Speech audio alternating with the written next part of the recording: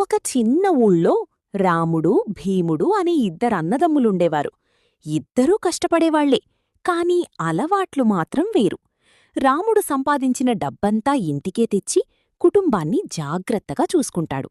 భీముడు కూడా కష్టపడతాడు, కాని సాయంత్రం డబ్బు చేతికొచ్చిందంటే చాలు హోటల్కి వెళ్దాం అని స్నేహితులతో తినేసి డబ్బంతా ఖర్చు చేస్తాడు.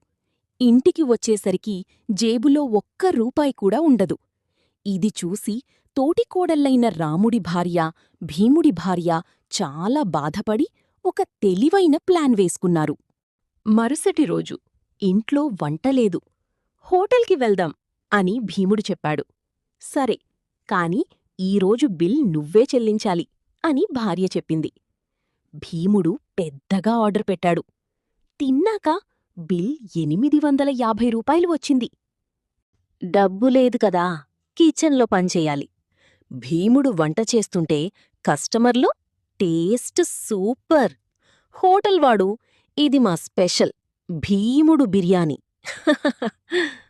ఇంటికొచ్చాక భార్య చెప్తుంది, ఇలా చేస్తే ఇలానే అవుతుంది.